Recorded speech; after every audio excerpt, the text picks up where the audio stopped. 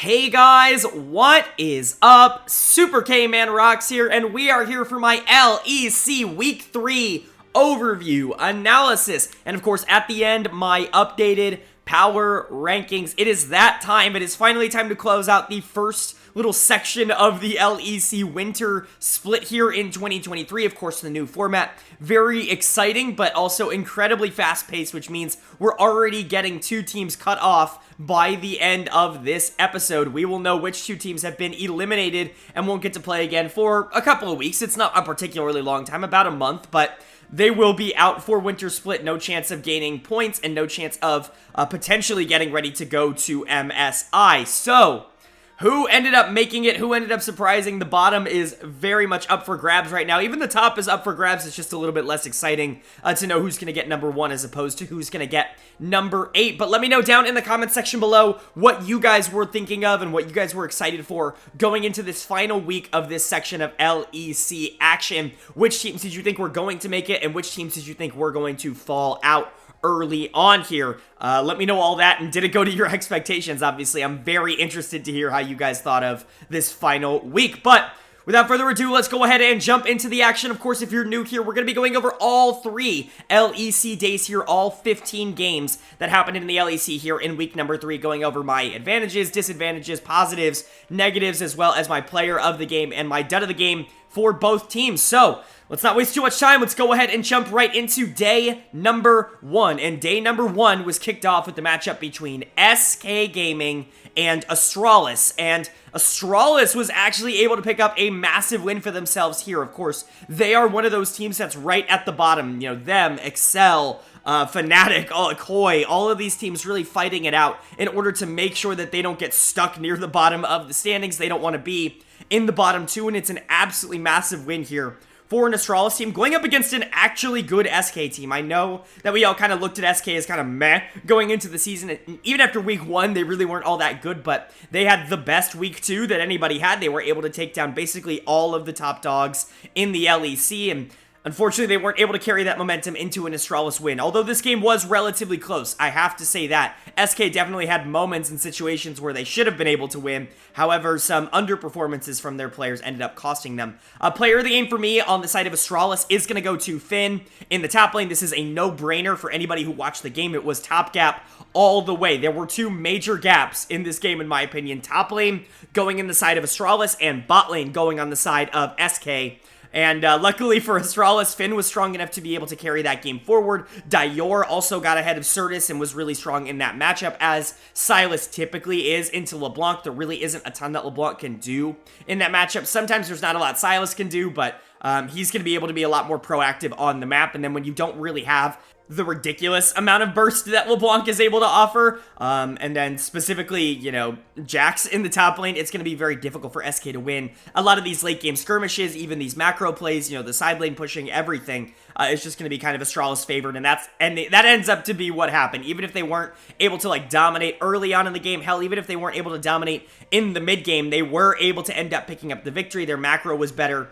Their team fighting awareness was better, and that gangplank was incredibly strong. Finn has been very bad, I would say, for a majority of the year. Him and Dior have been massive weaknesses for an Astralis team that has honestly looked pretty good in the bot lane in particular, but all of that flipped itself in this series where Finn and Dior were definitely better than their counterparts in Irrelevant and Certus, which I was not expecting, and Kabe and Jonghoon just got absolutely blasted. I think that's a little bit more explainable because Exakick really is that dude, but for Finn, you were really excited to see him be able to step up here. We always talk about him on this channel as an incredibly streaky top laner. That's what he has been over the past two or so years, I would say. On Rogue, he was a little bit more consistent, but ever since he went over to CLG, and then especially last year on Excel, he was very streaky as a player. He would have these weeks where he would be arguably the best player in the LEC last year on Excel. I gave him player of the week a couple times last year on Excel. And then he would also have weeks where he was easily like dud of the week, where he was the worst player in the LEC. And that's just kind of what Finn offers you, is high highs and low lows. Luckily for Astralis, he stepped it up when they needed him most in this game. This is the start of their comeback. Obviously, it doesn't get them out of the relegation spots or anything like that, but it does, give them an opportunity to at least play their way out of it later in the week. So good game from Finn, good game from Dior. Those are the two members that really stepped up on the side of Astralis. Kabe and Jonghoon definitely struggled, but lucky for them, the one game that this Astralis bot lane struggles, the top side actually comes in clutch and wins the game for them. So that's going to be really positive for Astralis overall. As for SK Gaming, you gotta feel a little bit frustrated that you had to lose this game, or that you were losing this game, because Exakick and DOS continue to look absolutely fantastic. I think there's a real argument to be made that Exakick has just simply been the best AD carry in Europe over the season so far, over the winter split, and I don't even think it's really that difficult to make that argument. He continued his run of form here by absolutely obliterating Kabe and Jonghoon. I don't want to take everything away from DOS as well. He has been good. I think Exakick is definitely better as a player, but DOS is definitely an LEC caliber support, which is not what I expected going into the year. I had him ranked as the last support in the league. I really didn't like his time on LDLC. I thought Exakick was definitely the better version of the bot lane, and just because I was right there doesn't mean I'm not underrating DOS. Doesn't mean that DOS isn't much better than I was giving him credit for. This bot lane honestly has just clicked and worked really well at this high level early on into the year. I really hope that they're going to be able to keep that up as the year goes on, because SK has been so fun to watch. Unfortunately, their solo laners were the ones to let them down in this game, specifically Irrelevant in the top lane. I actually think Irrelevant's been very good over the course of the year so far for SK, especially in their wins over top teams where, top teams have pretty volatile top laners.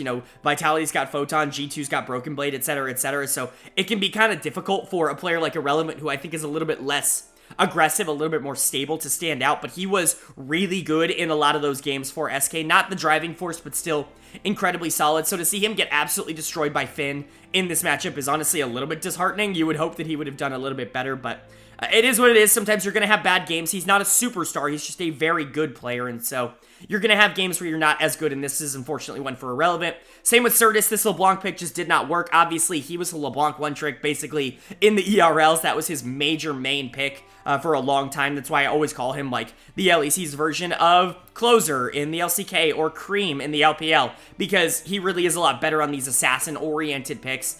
And I think that didn't necessarily translate in this game. LeBlanc is, in my opinion, still in a relatively weak spot. You can win with that champion if you are in perfect positions all the time, but if you're losing in the mid lane, you're going to be incredibly weak overall, and the consistency is just not there for a champion like LeBlanc right now, and I think that showed itself. Obviously, Certus could have played better. I'm not blaming it entirely on the champion, but for the most part, I think SK kind of set themselves up to fail with the LeBlanc in the mid lane just really trying to support this Lucian Nami in the bot lane. So overall, what does it mean for both teams? Well, SK looks okay. I don't think that losing here makes you look incredibly weak. You were the better team for parts of this game, early and mid game. I think SK looked a lot better, especially this bot lane, who just continues to look top of the league level. And if they can continue that, I mean, one loss to Astralis isn't really going to put you down. You're still going to be able to kind of roll through a lot of the rest of the meh teams. It's just kind of, you got to take the punches as they roll. And then for Astralis, great, huge win for them. They absolutely needed it here.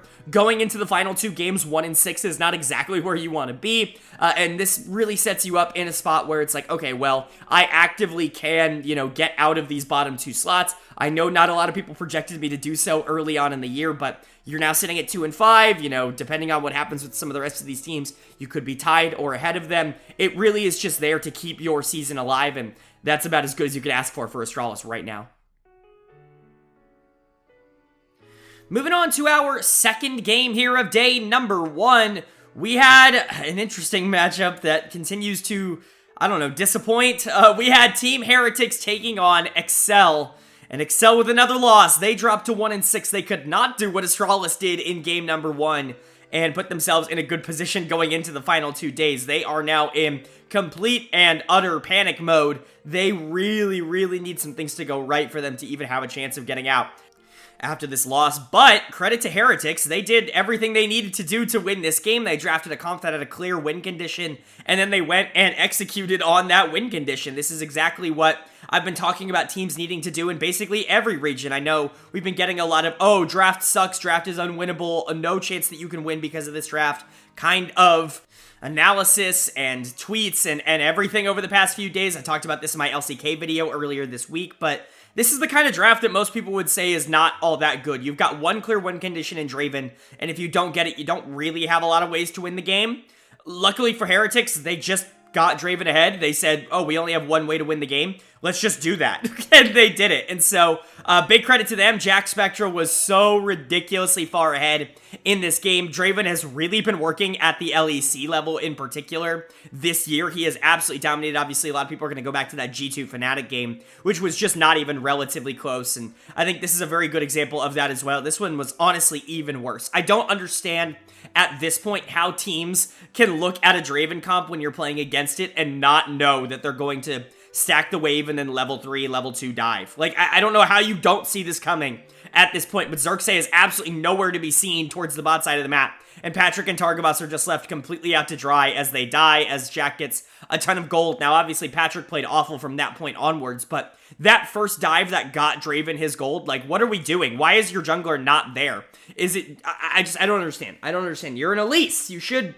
alright, whatever. It's okay. We'll talk about what Heretics did right first and foremost, which was play around their win con. Jack was fantastic in this game. He's gonna get player of the game for me on this. Draven obviously was like 10k gold up on Patrick when the game ended. Absolutely ludicrous. A 10k gold lead on one champion is absolutely absurd, but that's what you were able to get on this Draven. He was one-shotting everybody in the game by the end of it. It's just what happens when you get Draven rolling. Him and Mersa, I thought, played really well together in this game. It's kind of a synergy that I have grown to get a little bit more accustomed to. They weren't all that good at the beginning of the year together, but I do think that they have gotten a lot better as the season has gone on. I still think Jack does make some positioning mistakes, but obviously in this game, none of that matters. He literally was one-shotting everybody in the game, and so him and Mersa looking fantastic. Credit to Yankos, knew exactly where he needed to be all the time. They basically said from moment one, okay, if I just sit near Draven and we get him ahead, the game is over. And that's what happened. At 3 minutes, the game was over because they got the Draven ahead.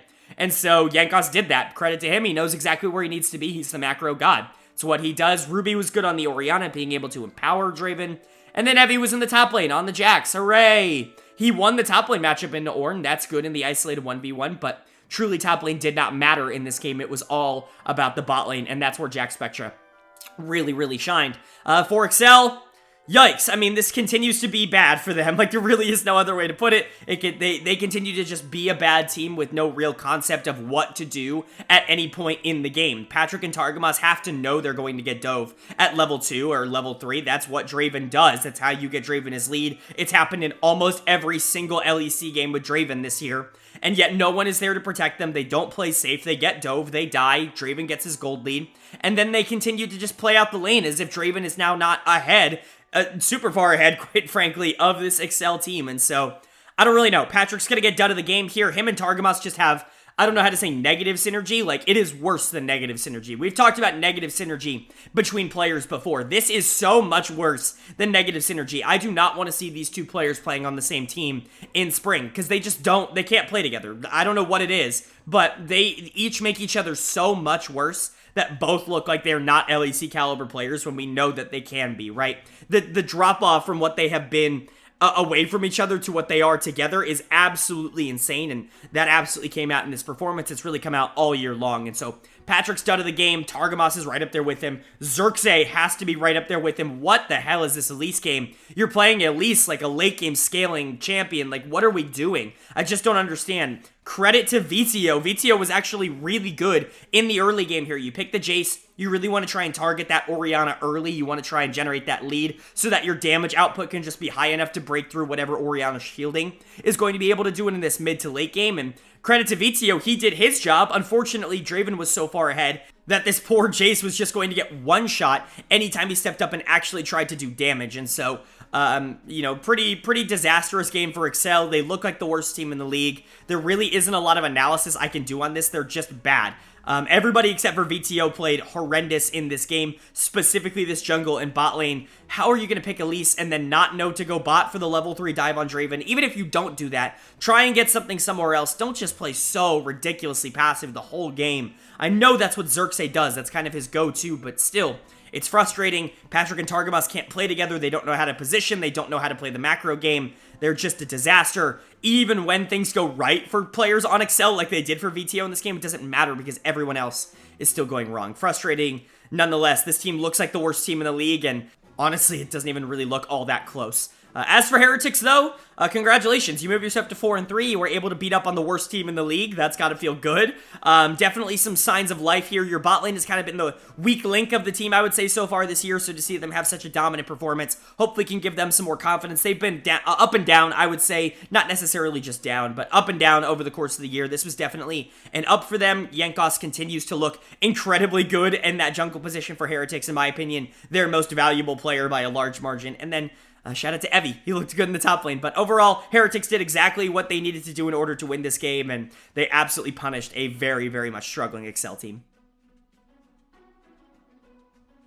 Moving on to our third game here of day number 1. We had a battle of 4 and 2 teams as we saw Team BDS taking on G2 Esports, and G2 does pick up the win. Now, if BDS were to get this, we really would have started the day off with some fiery action, but G2 was able to pick it up, almost in spite of some of the plays that they were able to make on the map, although credit to the players who played really well on the side of G2, and I'll just get into that now. Caps, in particular, was phenomenal in this game. Player of the game easily. I mean, it is not even remotely close. He was the best player for G2. Mickey had some really good hooks, but also was in some really bad spots every so often. Yike, I thought, was relatively safe. He didn't really make a lot of mistakes, but wasn't necessarily pushing the game forward in the same way that Caps was. This really was just Caps' game, and I'm really excited to see it. I'm not going to say I've been a little bit disappointed in Caps so far this year, but he hasn't been that big dominant force that we thought he was going to be. He's deferred a lot to his jungler in terms of how he's wanted to play the game early on this season, and that's not really what I wanted to see with the rookie jungler. I understand wanting to make him comfortable, but there really isn't a lot of time to spare when it comes to how the new format ends up working, and so you really need your best players to show up basically from moment one. You need to make sure that you're in a good spot to be able to move forward and get a good opponent, especially in that next round, in that big best of 3 round, and so I want to see a little bit more of a priority being placed on Caps in the mid lane. I want to see a little bit more of a priority placed on him being able to take over the game like he did here. And now, no flame to G2. It still wasn't in this game that they put a lot of priority on Caps. He just was able to dominate his mid lane matchup so hard. He was everywhere on the map, and they were making plays together. Him and Mickey, I think in general, were together 99% of the post 15 minutes of this game. And that, quite frankly, was why G2 was able to win. Not that the rest of the team played awful. I thought Hans was fine on the Xayah, but there's only so much you can do on that champion. Like I said, Yike was incredibly passive in terms of his pathing and how he wanted to try and make his plays across the map. And Broken Blade honestly wasn't all that good up in the top side, but Caps' pressure was just so ridiculously heavy on this Ryze. I always talk about the Ryze pick in general as something that I really only want to see you picking if you're the better player. It's a little bit of bait on worse players, and I've talked about this because you really do need to win, and you need to be, you need to have a high barrier for execution on that champion in order for it to pay off, and luckily, putting it on Caps means it's probably going to pay off, and that's definitely what happened here. Caps, absolutely deserving player of the game. Mickey with some really good plays, however, was a little bit over-aggressive at points in the game, so for me, it's going to go to Caps over him, and then also pretty good game from Yike. I would say pretty much everybody on G2 played at least okay in this game, but for BDS, on the other hand, there's only so much you can do when the enemy mid laner just gets out on the map and just kind of gets to go wherever he wants on a pick like Ryze. That can be super influential. I don't think anybody played particularly awful on the side of BDS, but I do think that they did, just generally speaking, get a little bit outplayed. I think Adam was probably their best performing member up in the top lane. Had a relatively solid lead on the Jax, and Broken Blade was making some poor plays, I would say, in terms of macro decisions, and Adam was able to capitalize on a bit of those. Crowny was able to do a bit of damage along with Lebrov down in the bottom lane, but he was also targeted quite a bit in the mid game for them to be able to get the picks on, and then obviously was just not able to do all that much in the late game. But my dud of the game is going to go to Nuke in the mid lane. Not that he had a particularly awful game, he just wasn't as good as Caps, right? Caps was winning in lane, was able to get out on the map, was able to shove and roam and really affect basically the entirety of the map for G2. And Nuke just simply was not able to match that on a pick like Sylas. He was not in a position to be able to do the same thing. I don't even think he played particularly awful. I just think that when you're looking at BDS and G2 and like where the differences were, like why G2 was able to get such a massive macro lead in this game, I think it was because Caps was really able to just kind of dominate Nuke in that matchup in particular. And so unfortunately, Nuke's going to get my dud of the game. I think it could go to a couple people. I guess you could theoretically give it to like Labrov, who was out of position a bit, but again, that bot lane was just really aggressive in the mid game because they felt like it was their only avenue in order to win a lot of these skirmishes, a lot of these fights. They were getting picked off a lot, and I think, unfortunately, Crownie and Labrov were kind of just a part of that. I don't think they played particularly bad, though. For me, I think the biggest outclassing, I guess you could say, would be that mid lane matchup. But overall, for BDS, not the worst loss in the world. You lost to a really good team in G2, obviously, but you did so in a way where you still looked relatively okay, I would say, overall. You didn't necessarily look like you were on the same level as G2, where they just kind of out-macroed you, aggressed you. You were able to get a 2v2 kill in the bot lane, which was really, really solid. But outside of that, there really wasn't like a ton of, oh my god, fantastic moments coming out from BDS. They honestly just looked like a good team that wasn't quite on the same level as a team like G2, which is fine, especially considering what BDS was expected to be going into the year. And so I think you'll take it. You would have liked to win, but it's not the worst loss in the world. As for G2, sitting at 5-2, you're still in contention for first place. Obviously, there's this big cluster of teams at the top of the standings right now, and G2 is right in the mix of that. You know, should some things go right, I think if Caps continues to step up, we know he can be fantastic. Hans and Mickey have been good, even though they weren't particularly fantastic in this game. They didn't really make a ton of major errors outside of the first, I would say, couple minutes of the game. And then Yike continues to just be kind of solid. I think he's definitely stepped down in aggressiveness from early on in the season, but the consistency, I think, has stepped up. He's allowing the rest of his team, I think, to perform up to their standards, which is good. I think G2 is a good team. This series or this game in particular, just wasn't necessarily the most analytical, and there's really not a lot to take away that really changes my opinion on either of these teams. Moving on to our fourth game of day number 1. We had a matchup between two teams that I think were relatively close in preseason predictions, not so much in how things have actually turned out.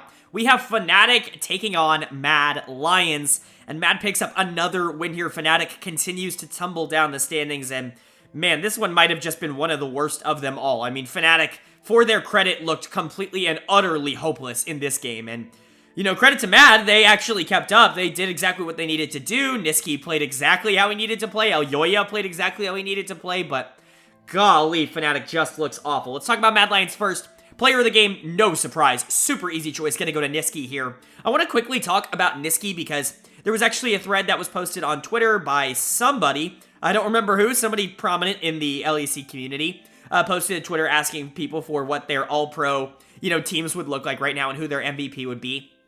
And I saw literally no one putting Niski on any of their lists for mid lane, and I understand there's been quite a few good mid laners in the league so far this year, but I feel like we're at a point where Niski is just, like, fantastic, right? Like, he is almost underratedly great. I think you could make a really solid case he's been the best mid laner in the LEC. I think you could make a really solid case that he has been the MVP of the league so far. He has just been fantastic basically every single game for Mad Lions. I know that he's not exactly the most flashy of mid lane players in the region, but comparatively, like, to last year when he won MVP, I feel like he's being way more flashy this year. This game in particular, ridiculously good from him. Not only does a 2v2 in the mid lane go really their way early on with the Sejuani and the cast, and you're really able to kind of get that rolling, but then Razork comes back to try and even things out with the gank in the mid lane, and Niski's able to 2v1 them, and is able to just actively outplay them to the point where he just wins against a Sylas and a Viego. It's incredibly impressive. His mechanics have really been on display, and honestly, his carry potential has really been on display. I know we talked about Niski being the shove and roam, help the macro, make Elyoya and this bot lane look incredibly good all throughout 2022. Well, 2023, Niski is looking great, but not necessarily in that way. He is getting a lot of the resources, and he is doing a fantastic job with them. And so Niski, for me, kind of a sleeper pick for MVP so far this year, has genuinely been fantastic. He's not the only player. Elyoya has continued to look great. It's kind of the opposite of what we had in 2022. I know I just talked about this a bit, but Elyoya was very much the carry-oriented threat on Mad Lions last year, was picking a lot of Viego, a lot of things like that, things that he could get a lot of gold on, be able to, push forward. Him and Unforgiven, I think, were definitely the two that definitely had the most responsibility on them when it came to Mad Lions last year. It's kind of the opposite this year. Elyoya is putting a lot of pressure on his mid laners here, or his mid laner in Niski, in order to carry games. He's playing the more supportive roles, a ton of Sejuani coming out from him this year, and honestly, it's looked fantastic in this role too. It just gives me so much confidence in this Mad Lions team to see this jungle mid duo be able to play either way around and have it look just as good in both ways. I'll also argue that Chasey easily had his best game of the split over the course of this one, absolutely destroying Wunder in the top lane on this Renekton, on Wunder's signature pick in the Gragas. Obviously, he's never been a great laner on the Gragas, but his team fights have always been great. He's always had great positioning. It is his signature pick. So to see Chasey come out on the Renekton and just look fantastic on it, very impressive stuff there. But this is really about the jungle mid duo of both teams. On Mad Lions for good, and then on Fnatic, the bad. I mean, Razork and Humanoid are back. Like, this is 2022 regular season Razork and 2022 regular season Humanoid all over again. Humanoid's going to get my done of the game because holy crap was he just running it at points in this game. Razork was as well, don't get me wrong, but Humanoid in particular was absolutely running it on this Sylas to just get completely danced on by a Cassiopeia of all things. Like, it's disappointing. Humanoid has looked awful this split. Razork has looked even worse this split. I don't really know what else to say when it comes to these two. They actively make each other worse. I talked about this in a previous game with Excel, with Patrick and Targamas, where clearly these two are just actively making each other worse. The absolute same is happening here for Razork and Humanoid. These two players just do not mesh. They have negative synergy together. They have actively made each other worse for over a year now. And honestly, if it were me, I have to get rid of one of them. I know that they're both good players and they obviously both can unlock a lot of versions of themselves, but I don't think these two can play together. I don't think that they have any sort of synergy. I don't think that they click in any way, shape, or form. I do think they actively make each other worse, and they're a big reason why this team continues to be a problem. I thought Reckless and Rux actually had a really solid game down in the bot lane. The Xayah Yuumi, while it's not the most, a controlling and aggressive bot lane in the world, especially going into something like Zeri, can certainly win early and should win early in this matchup, and they did. Reckless and Rux did a good job of winning early, but this jungle mid duo ended up losing so hard that it didn't matter. It was essentially irrelevant that the rest of this, the bot lane was doing well. I shouldn't say the rest of this team, because Wunder also lost in the top lane, but this jungle mid duo is a problem, and they've been a problem all year long. They were a problem last year as well. They were a problem this year. At what point do you go, this is not working, we need to pull the plug? I feel like we're getting closer and closer to that every single day, but for Fnatic, this is a frustrating loss. You're sitting at 2-5. You're not necessarily out of the woods yet.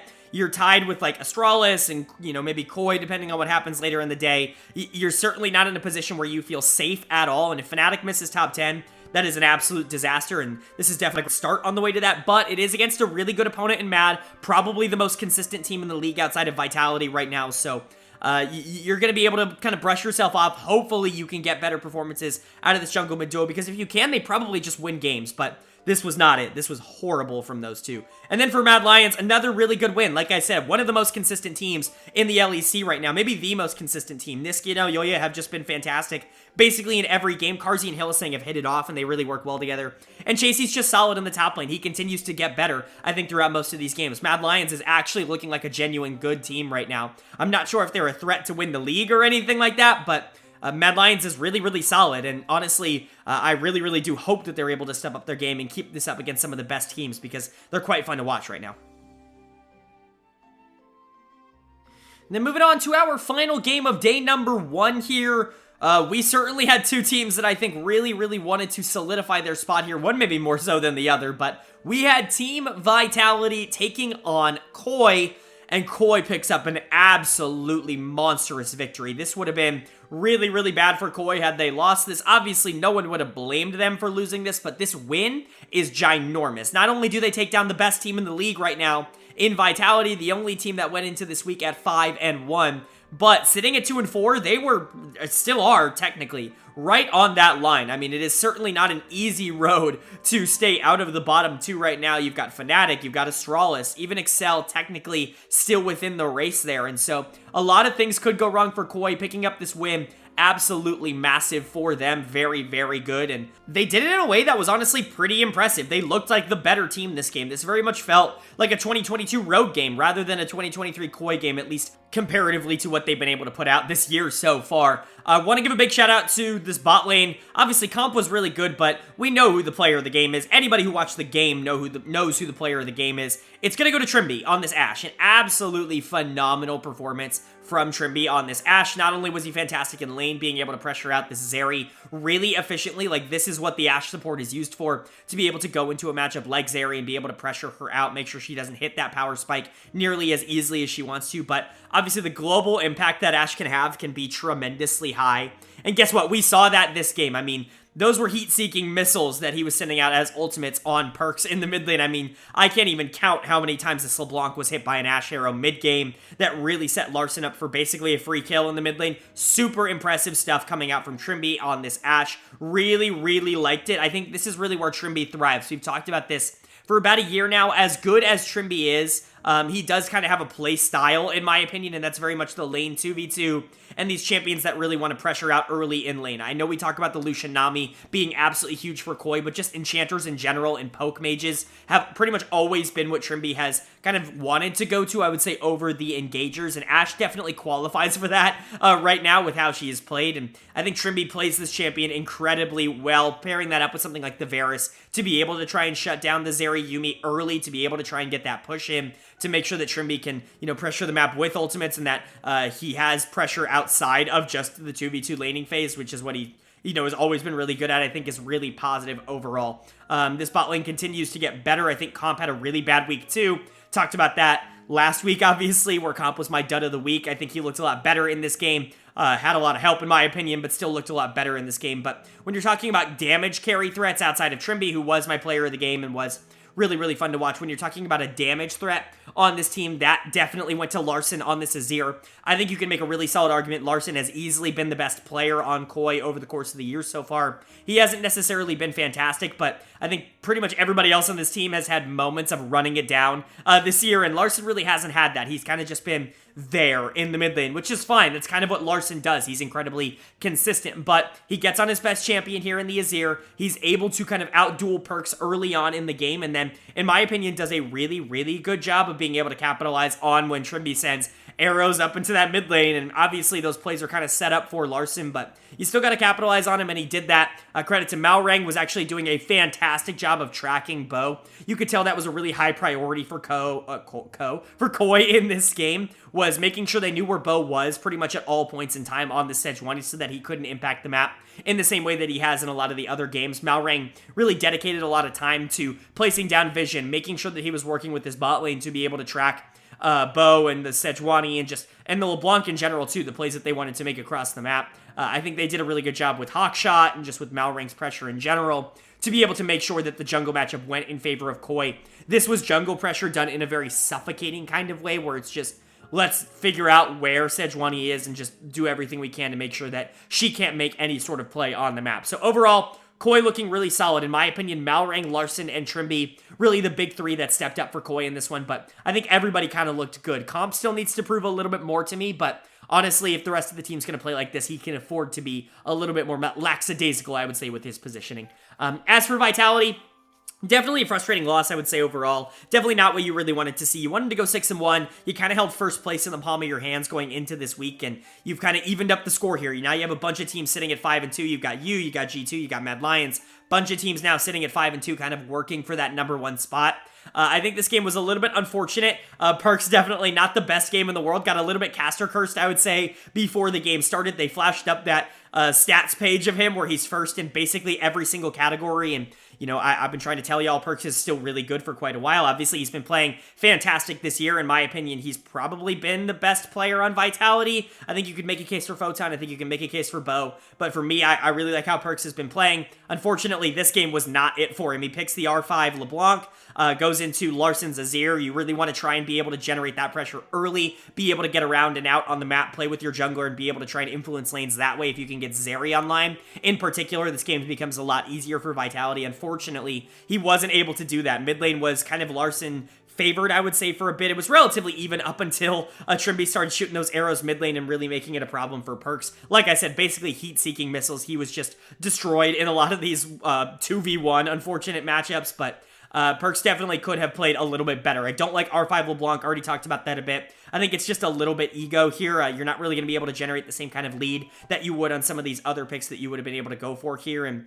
unfortunately, Larssen does take advantage of that, and so Perks is going to get my dud of the game. I don't think Bo played particularly well either. Again, got tracked the entirety of the game, and so he was just kind of a non-factor for 99% of this game, which is definitely frustrating, but that's kind of what you get with Bo. He seems like someone who has really high highs and does seem to have a little bit of low lows, and this was just a game where Malrang outplayed him. That's going to happen in the jungle, especially in the meta that we're currently in. I'm not going to blame him entirely for this. I still think he's the best jungler in the league, but definitely worth noting that sometimes you're just going to lose in the jungle matchup, especially when your mid lane and bot lane don't have the same kind of pressure that the enemy team has. Top lane was a little bit boring, but the Renekton ended up not really doing anything. As for Vitality, overall, when you look at the grand scheme of things, losing here isn't the worst thing in the world. You're still in contest for first place. You just need to be able to win out, which shouldn't be too hard for a Vitality team that is very, very good. It's not like Vitality is going to be underdogs in basically any of the games that they're playing. So you would hope that this team would be able to rebound from this loss to Koi,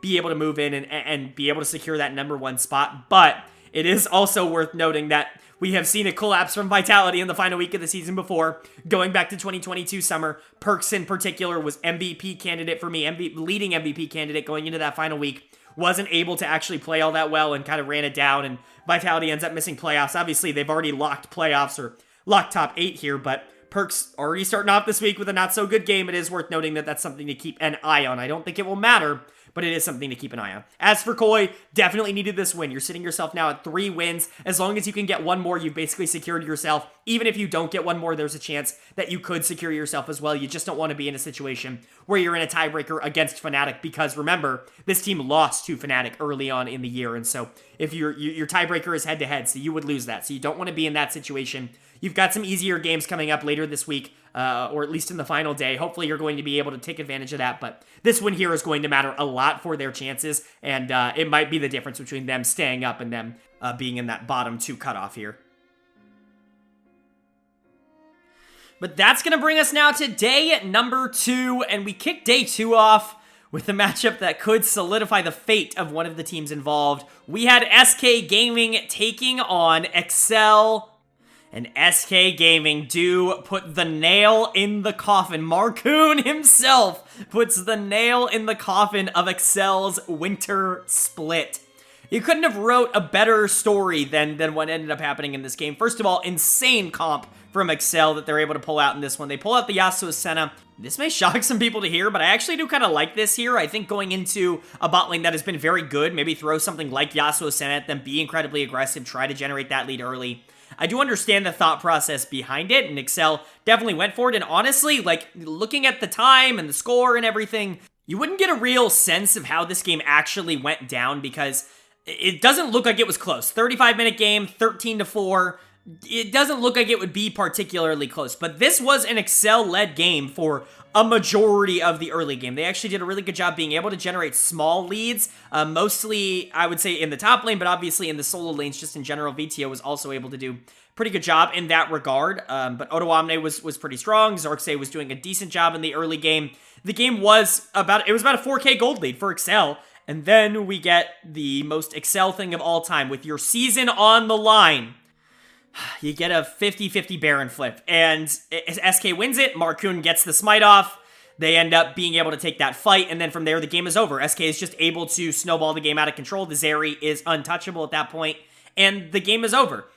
Golly, like, what are we doing here, man? Like, the season is on the line. You could hear it in Odo's voice after the game was over. There is just no confidence. There is no morale. There is no positivity surrounding this team at all right now, and that showed on the Rift. I don't know whose call it was to just flip the Baron and just try their best. Up 4K gold with your season on the line, but they end up doing that. SK does end up winning the game. Congrats to them. I think there's a couple people you could give player of the game to. For me, I'm going to give it to Exakick, who just continues to look fantastic. Already talked about this earlier in the week. He is legitimately an MVP frontrunner, I would say, in the LEC right now. He has been phenomenal through the first, part of this winter split. If he can keep that up, that's going to be absolutely huge for this SK team, but he was hardly the only one on this team that was playing well. Marcoon, obviously, with the gigantic smite on that Baron to be able to secure it, to be able to kind of force Excel onto the back foot and basically end the game right then and there. He did it to his old team, the organization that did not want to keep him, the organization that wanted Xerxes instead. Marcoon proves that that was a gigantic mistake, and we've kind of learned that throughout the split. I'm not going to say that Excel would have been much better with Marcoon, because you never know, like, personality-wise, what works, what doesn't, but Xerxes was not the answer. Exakick and Marcoon continue to be driving forces, I would say, for SK Gaming. Just in general, they both look fantastic. I'm really, really happy to say that I was high on Marcoon going into the year, and that I was, talking about him as the best player on Excel last year, and somebody who was primed to make Excel or SK a lot better than people were expecting. And I'm really glad to see that that has come true. Marcoon has really been good over the beginning part of this year. Exakick has also been phenomenal. I did not predict the Exakick breakout, but he truly is an MVP caliber player right now for SK Gaming. Certus, Irrelevant, DOS, everybody on SK played well. There really wasn't one person that was kind of carrying the load. I thought everybody was doing their job. As for Excel, I mean, what do you want to say? They're now officially eliminated. They are now out. Their season is over. They're at 1-7. There is no circumstance in which they can get out of top or bottom 2.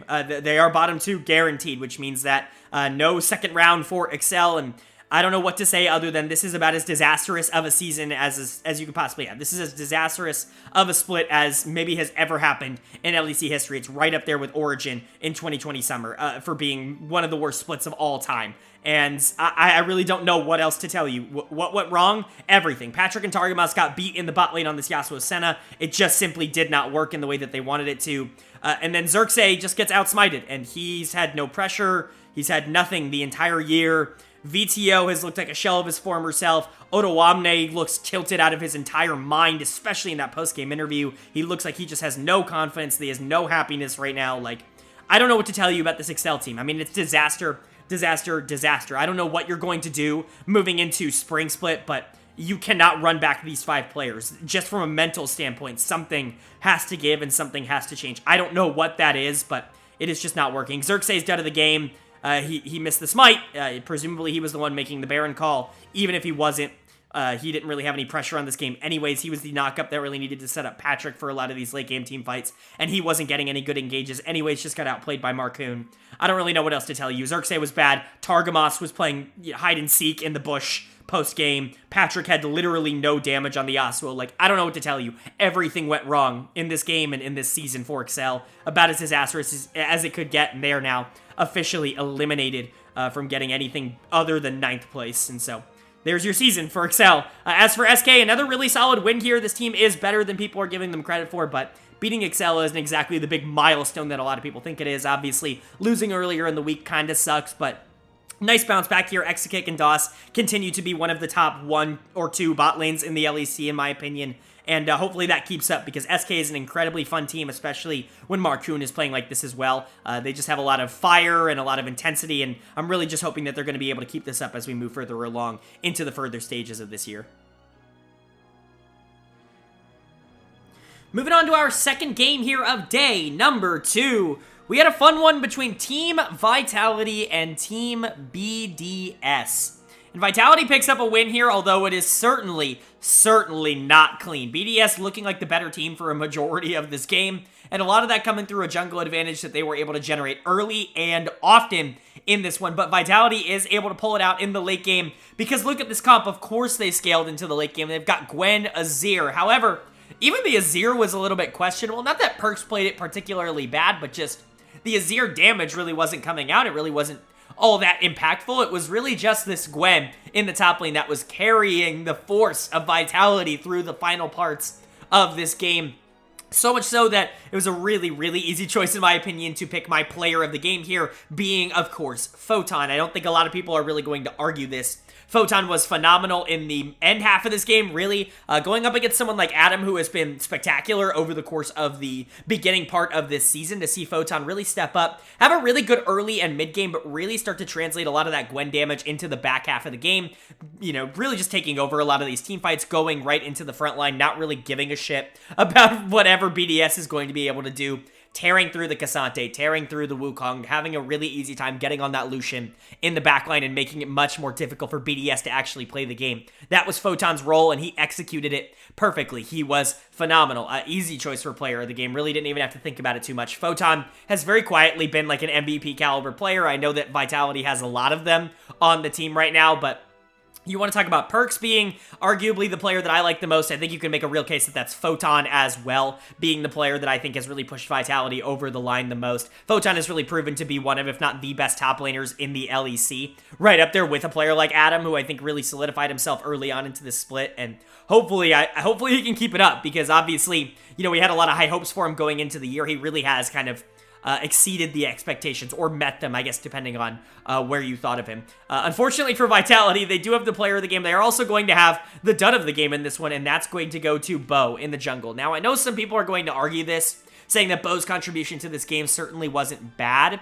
And while I do understand where you're coming from in that regard, where Bo was making a ton of really aggressive plays, really trying to push his team forward, and a lot of them weren't working, he was getting punished for them, but he never stopped, and he continued to make those aggressive plays, and then, you know, eventually some of them worked. I do think that you could have gotten there without the bad stuff. Like this, especially on a champion like Vi, you really didn't need to make a lot of the plays that you tried to make. You were a really good late-game team-fighting comp going up against Wukong, Lucian, Nami. Like, if you can get Gwen and Azir online, like, you're gonna be fine. If you can hit that break point where they start to get items, you're gonna be fine in the late game. You don't need to force plays with this team comp, and Bo truly was forcing plays. That really is his playstyle. He's gonna go out, and he's gonna try and make every big play that he can. Sometimes it's gonna work, sometimes it's not gonna work, and he was brutalized by the Wukong, by Sheo in particular in this game. We'll get to BDS in a bit, but Sheo was phenomenal. Solo killing Bo, solo killing Perks. He was great.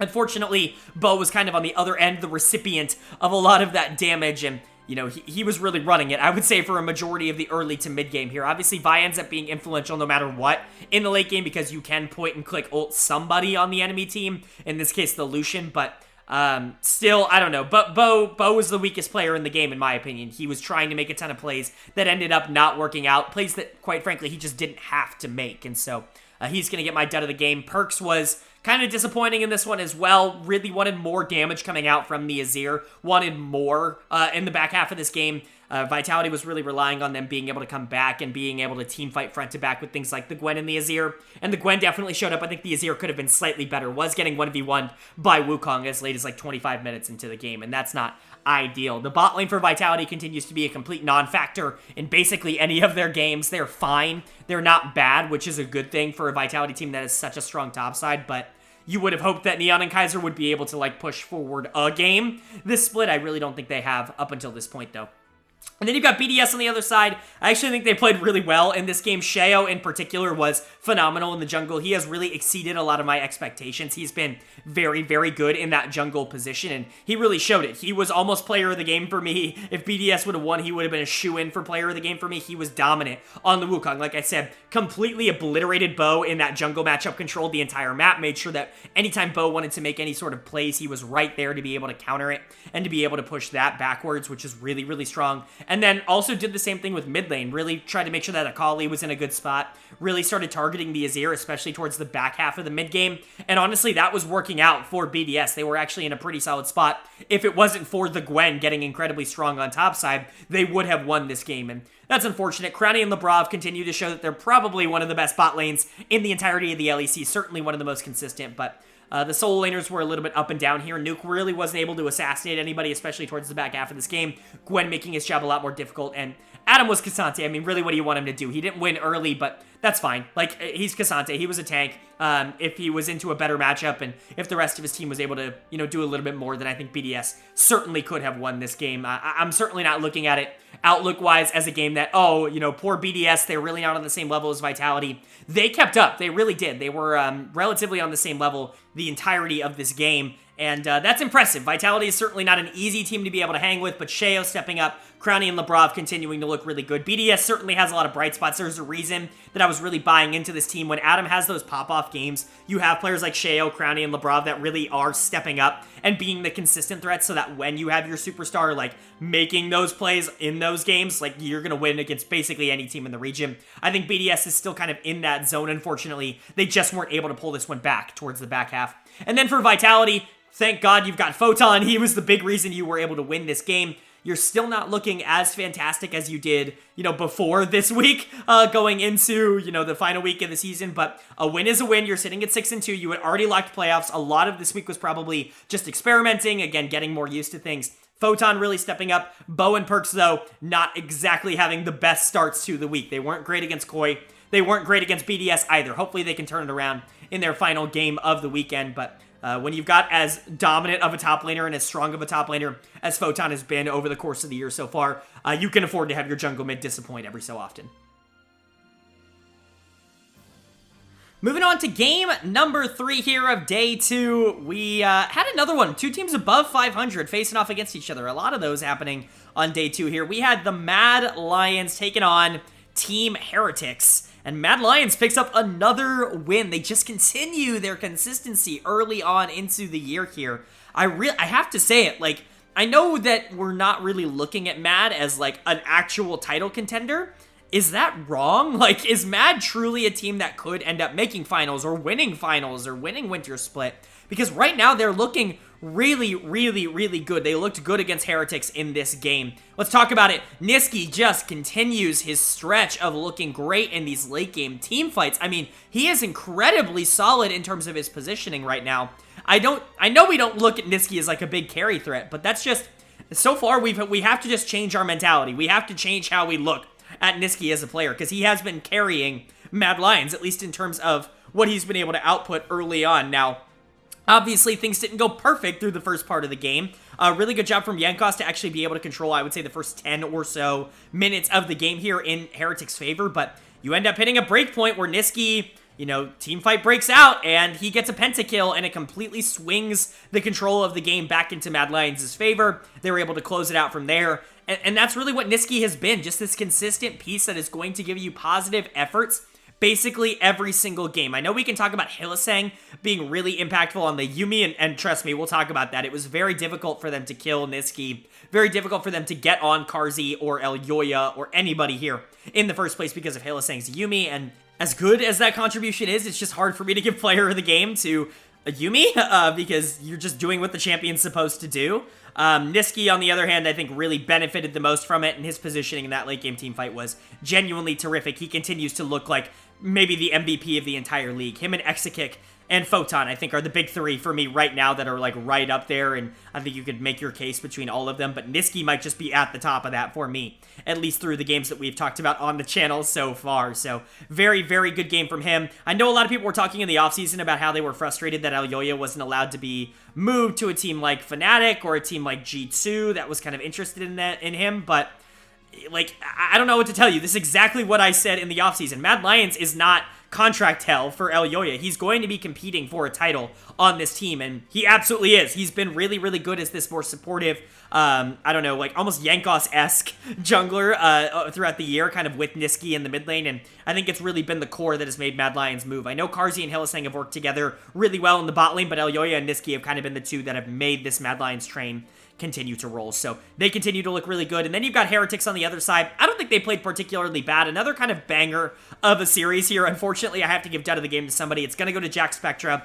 Not entirely his fault, although maybe it's a little bit his fault. He ends up playing Ashe AD carry, which is fine right now. I don't think it's particularly bad. He goes crit, he goes auto attack. He's going to try and make sure that he can do damage in these late game team fights. Try to supplement what Azir can do, try and help him out there in the late game. Try to make sure that when Renekton and Wukong inevitably aren't able to do as much damage in the late game, the Ashe is able to pick up a lot of that. Unfortunately for him, he's outranged by basically everybody on the side of Mad Lions, most specifically this Varus, who's just going to make his life very difficult. So he ends up doing negative damage in this game, like absolutely 0. So much so that he's just going to get my dud of the game. I know he didn't really make a ton of major mistakes, and he did actually give over the Penta to Nisqy, which is good guy move, but still, I don't know. When you're not doing damage as an AD carry, like, that's dud of the game worthy. Even if you're not actively mispositioning, it's just as bad to do 0 damage from staying alive as it is to do 0 damage from dying. Like, it is equally as bad to do 0 damage in these team fights, and so Jack's gonna get my dud of the game. Big credit, though, to Mursa. I mean, he saw that Jack was doing no damage, and he was like, I guess I'll build full AP Heimerdinger and just carry the game.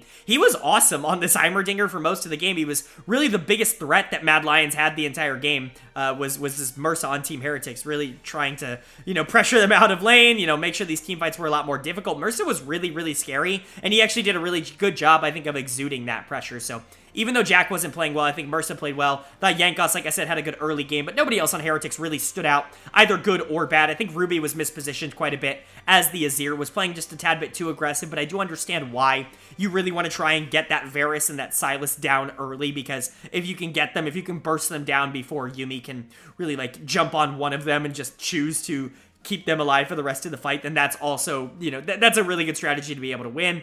Unfortunately, it wasn't able to work out. Ruby wasn't able to get enough damage off, and it just wasn't able to kind of be what they wanted it to be. But overall, for Heretics, I would say it's an okay game. Losing to Mad Lions is certainly not the worst thing in the world. In my opinion, it's very similar right now to losing to Vitality or losing to G2. These are the top teams in the league. Mad Lions absolutely deserves to be in that conversation. You would have hoped for a little bit more out of Jack in terms of damage, but for the most part, it just seemed like they were a little bit outclassed. Mad Lions had control of the game. Jankos did a good job early, but once Niski got that pentakill, like once the skill expression kind of started to come out for Mad Lions, it very much went in their favor. But for Mad, like I said, truly one of the best teams in the league right now. Ilyoya and Niski, one of the best jungle mid duos, if not the best jungle mid duo in the league right now. Karzi and Hylissang have really made each other better. Chasey's really solid in the top lane. Mad Lions, like I said earlier, not a team that a lot of people are really considering for, you know, a title contender. That's certainly something that I think narratively we're going to have to shift after how they have played for most of this year. Moving on to our fourth game here of day number 2. We had a battle between two teams really fighting it out to make sure they are not in that bottom 2. And we had Fnatic taking on Astralis. And Astralis picks up the win here. Fnatic cannot do it. They actually get relatively obliterated in this game by Astralis. And that's not good. That is not what you wanted to see if you were a Fnatic fan. I know I talked about, hey, you know, you're really starting to get to that point where you're starting to worry. They didn't look good earlier in the week. You know, they're tied with Astralis. They're right down there with Koi. You know, a lot of these teams that are really, like, fighting to make sure they're on the upper end of the bottom 2 kind of cut off right now. And unfortunately for Fnatic, it is time to hit that panic button. You have now lost to Astralis. Astralis is sitting in 3 wins. Koi is sitting in 3 wins. You are now sitting in 9th place. If you cannot get it done tomorrow, then you are out. You are in the bottom 2, and obviously that's a big deal. But let's talk about how we got to there in the first place. What happened in this game where Astralis just looked like the significantly better team the entirety of the game? Well, you gotta give a lot of credit to some of the players that have really not been all that great so far this year, namely Finn in the top lane on this Gnar, who, you know, had an up and down early game, but those Gnar ults, especially in the mid to late game here to really close it out, were spectacular. Some of the best that we've seen on that champion all year long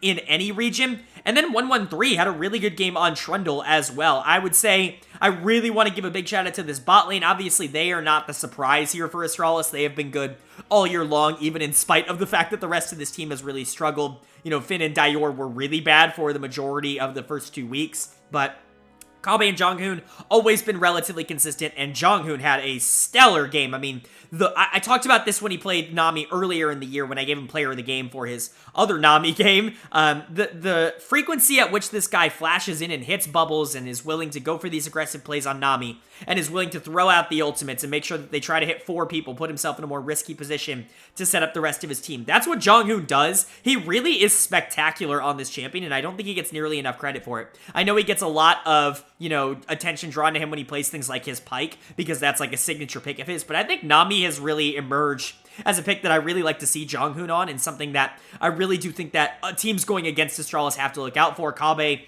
obviously follows up on it really well on the Lucian, but this bot lane incredibly terrifying.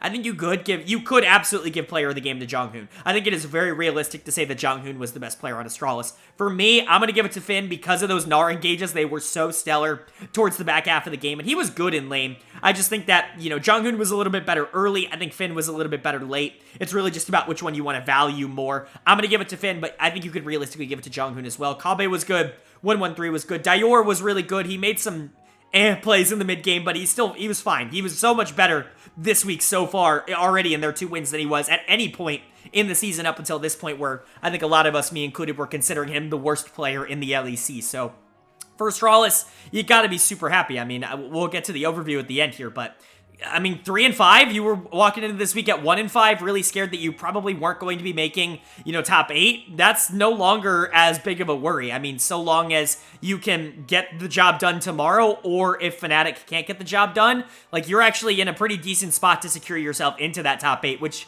just did not look possible before this week started. So really good for Astralis. For Fnatic, yikes, yikes, yikes, yikes, yikes. I mean, this is panic mode. You got destroyed. I mean, this was not close. Every lane lost, and every lane lost hard. Bot lane, who usually doesn't lose ridiculously hard, you know, minus the G2 game, obviously, but bot lane, who has been just, like, even against everybody they've played against, lost hard against Kabe and Jonghoon. That Nami absolutely destroying Reckless on this Varus. Humanoid got completely run off the map by Dior. Razork, I mean, holy crap, was he bad. Wonder had no impact on the game.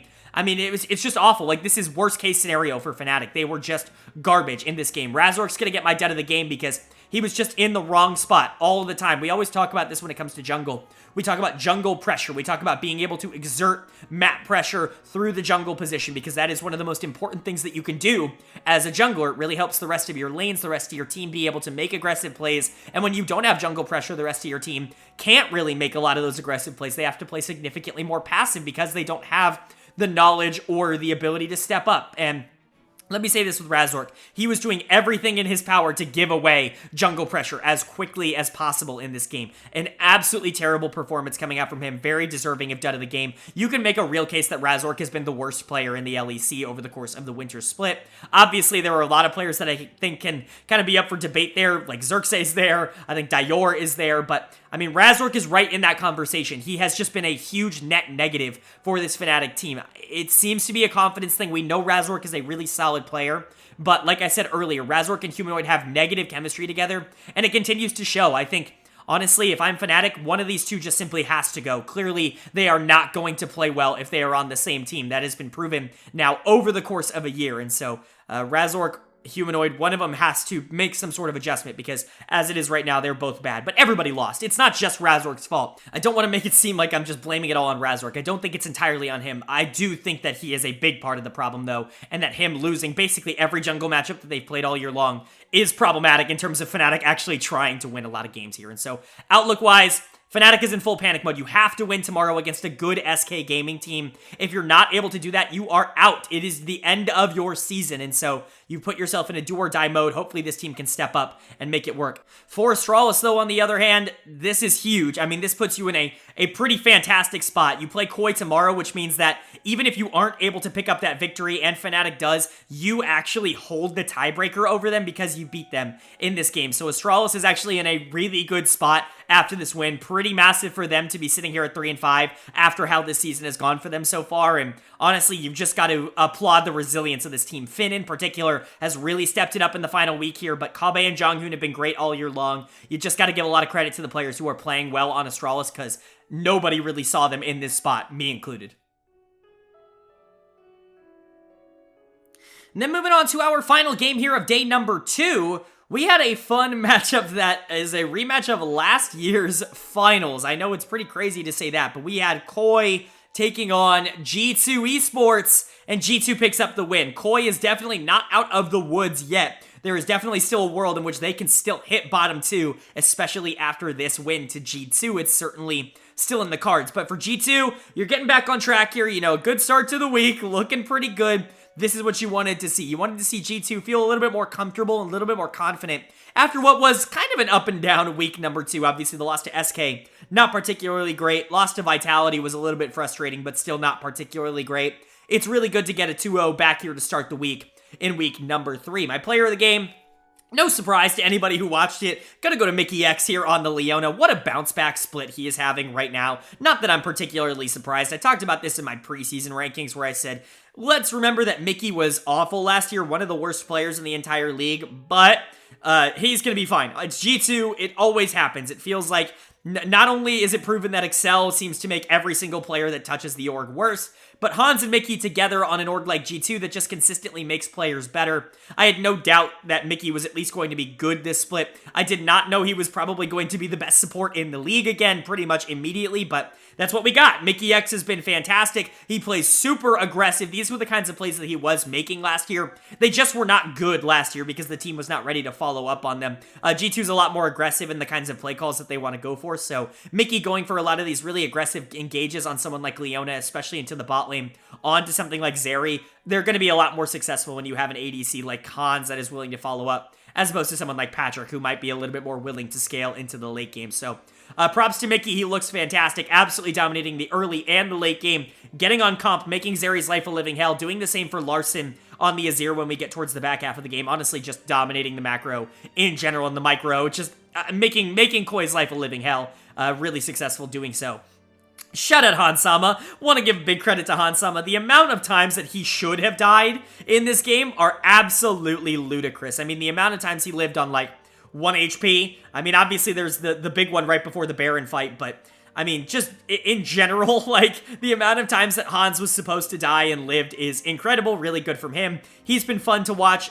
I do think he's getting a little overhyped for his positioning. I think he's been good. I think he's been very, very solid. I don't know if he's been, like, the best ADC in the region levels of good. Like, I think his laning is incredibly solid. I think Mickey is a lot, like, is helping him a lot, I should say, you know, kind of push to that level, but you know, when comparing him to, like, I think Exakick's been a little bit better. I don't think Hans has been this runaway, like, #1 ADC in the region that I think a lot of people are making him out to be. Caps continues to look good, even though he's a little bit over-aggressive on the adjacent points. Yike with a really good early game on Elise. This is how you play Elise, especially into Malrang. Like, picking Elise into Malrang, if you can execute on it, is, you know, it's very risky, because if you don't win, then you're screwed, because Malrang's so good from ahead. And you're a champion that doesn't necessarily scale well, but if you can pick Elise and get off the early ganks, Malrang is doomed, because we always talk about how bad he is from behind, and that's kind of the case. And then Broken Blade was actually awesome on the Jax. He's been very non-impactful, I would say, over the course of this split for G2. This was a very good game from him, one of the better ones he's had in quite a while. Moving on to Koi, their problems are apparent. This bot lane has forgotten how to lane. This bot lane has just forgotten how to 2v2. We talked about it earlier where Trimby was doing a lot of really good work in their first game of the week. Not so much in this one. The Nautilus pick, I get it. You don't want Kalista Nautilus. You want to try and take it away, but Zeri Nautilus is such a weak lane in terms of pressure. Not only are you not really able to deal with the Kalista early at all, but Nautilus doesn't particularly help Zeri. Zeri doesn't need time. She needs health. She needs shielding. She needs protection, and Nautilus really doesn't offer any of that. He offers a way to go in and engage. Zeri just doesn't kill fast enough to really capitalize on what Nautilus wants to do. Not that the Nautilus engages were good, but Zeri's positioning was also just horrendously bad. I mean, Zeri in lane is always not going to be particularly great, and Kalista very much can take advantage of that, but Comp has just fallen off of a cliff in terms of how he plays these early games. He's going to get my dud of the game again here. He was my dud of the week last week, and he still has yet to really rebound. He is legitimately looking like one of the worst ADCs in the region right now, and that's not good. I mean, there are a lot of really good bot lanes, and Koi's is really not one of them. I hate to say it, but it's just the case, right? Comp and Trimby have been incredibly disappointing, especially when going up against actually good bot lanes, and that very much played itself out here in this one. Comp just continues to struggle, especially early on in games, but even late in games, he's really not dealing the same kind of damage that he normally would. It wasn't just Comp and Trimby. Malrang made some major mistakes here, was constantly in bad positions, was going for bad ganks, was completely outplayed by Yike. Larson was not particularly good, completely missed in his zero ult that probably would have killed Hansama. Zagenda wasn't particularly good. His Gangplank ults were just slightly in the wrong spot for most of this game. Honestly, Koi just didn't look particularly good in this game. They looked like a bottom tier, not a bottom tier team, but like a lower tier team, I would say. A team that it should be competing for 7th or 8th in the league right now. That's how they looked in this, and that's disappointing for a team that obviously is coming off of winning the LEC, a Worlds run that looked really good, only replacing top lane. It feels like everything has fallen apart for this roster, and I really don't even know where to diagnose it. Bot lane, I've talked about it, it's going to continue to be the thing that just consistently needs to get better. If bot lane can get better, I think the rest of this team can continue to get back to the form that they were in, but if bot lane can't get better, if they're going to continue to lose a lot of these 2v2s early, I think Koi is going to struggle. As for G2, really, really good sign here. I think overall, Mickey looks like the best support in the region right now. Mickey and Hans looking like one of the better bot lanes. Yike looks really solid in the jungle. Caps is Caps. Broken Blade had his best game of the split. G2 looks really solid. They're locked at this point. They're going to be trying to fight for first depending on what happens later on in the week, but I got to talk about Koi because I forgot to bring this up. Koi is technically still almost out of the league. There is a world in which Koi does not end up making it, and that is their matchup against Astralis tomorrow. If they lose that, and if Fnatic is able to beat SK, then we go to a tiebreaker. We go to Koi having to defend that spot because, remember, Koi did not beat Fnatic in week number 1. Fnatic was able to beat them. Not that that matters here, but it is worth noting that Koi is not out of the woods yet. They are not safe. This is a team that is not sitting here being like, well, we have top 8, so we really just, we're getting our bad form out now. No, you need to start winning, and you need to start winning now, and I'm starting to get concerned, but still a good win for G2, and Koi is definitely in trouble if they can't get it done on the final day.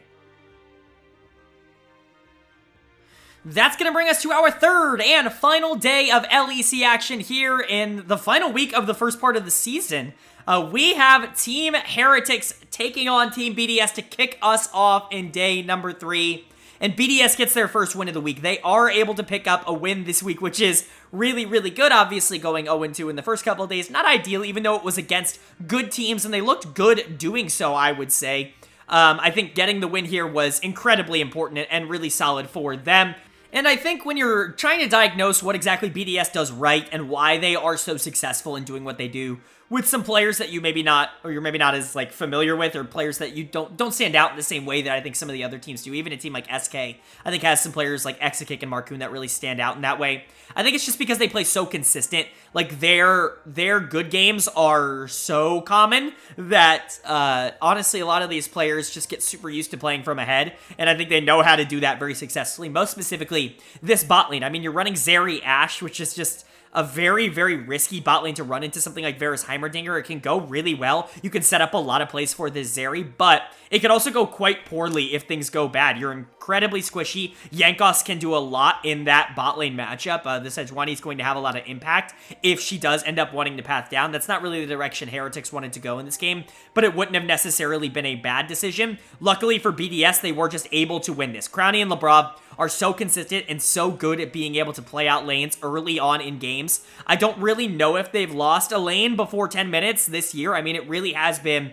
that consistent out of them. Crownie is going to get my player of the game here for BDS.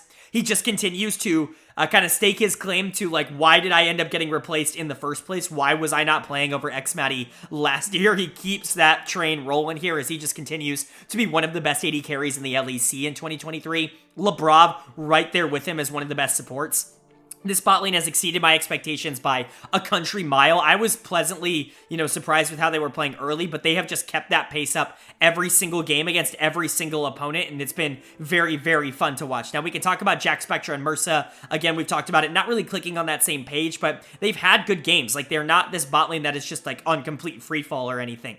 These two have been able to play together at a relatively decent level recently, and so to see Crownie and Labrov really just dominate them in lane was really, really positive. Same thing for Nuke, looking fantastic in this mid lane matchup. This is his best game of the week by a large margin.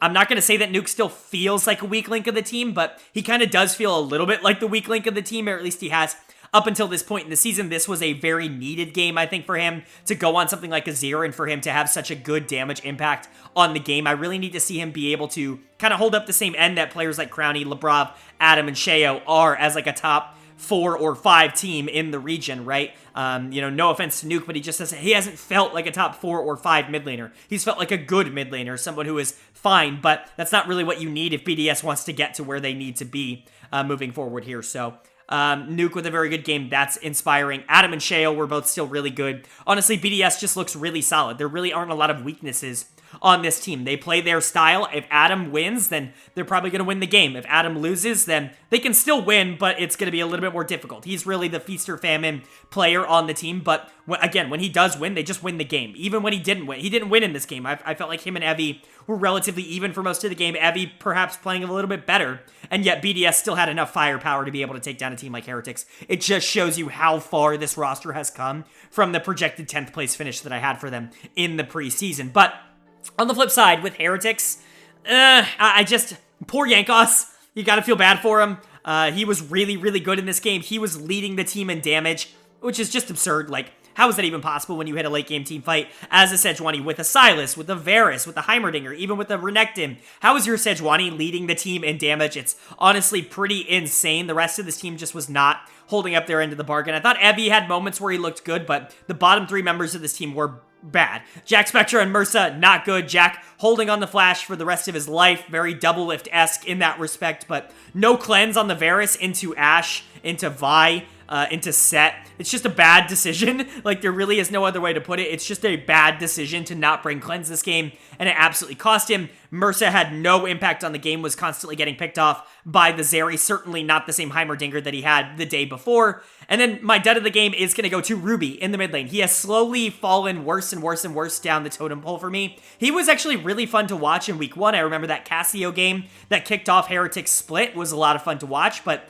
it just feels like he's never hit that again. That game 1 was his best one, and ever since then, he's just kind of been a below-average mid laner, which is frustrating. This was a very bad game of Sylas. Not only was he not really accomplishing anything, he was missing every single E that he was throwing out. He was stealing Vi ultimate, going in and immediately dying. There just was no cohesion with the rest of the team. He was making bad plays that were leading to bad engages that were leading to the rest of his team getting caught. So Ruby, in my opinion, very much deserving dud of the game here. Poor Jankos. Outlook-wise, Yankov's played fan-freaking-tastic for Heretics in this game. It just did not matter. The rest of the team was losing so hard that he ends up losing the game, but Heretics just kind of is this team. We know who they are. They are a team that can win games, but isn't projected to win games. I mean, they're sitting at 7 in my power rankings, and I honestly, I would be entirely surprised if they moved from that position. They are a team that can beat, you know, a team like BDS or Koi or SK or Astralis or whatever, but aren't necessarily super big favorites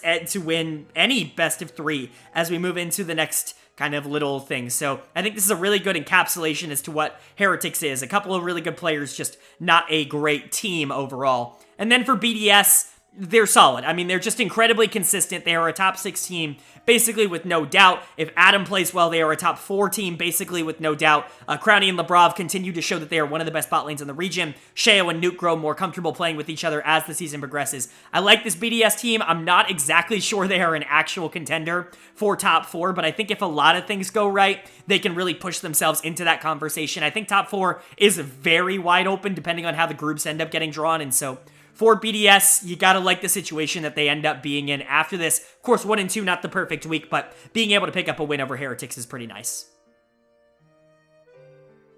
Now we're jumping into a game that has direct implications. Obviously, the final day of what is really the regular season of the LEC right here. A big game between 2, 3, and 5 teams. We have Astralis taking on Koi, and Koi is able to pick up an absolutely massive win. This solidifies their spot in. Really, whoever lost this game could have potentially been in a little bit of trouble. Obviously, with Fnatic playing later, if they were able to pick up a victory, that means whoever loses this, as of now, is not safe. And that is never a good position to be in after your final game of the regular season. Koi, however, controlling their own destiny, picking up a very big win against an Astralis team coming off of a massive win over Fnatic themselves. So let's go ahead and talk about it. Koi looked so much better here than they did the day before against G2.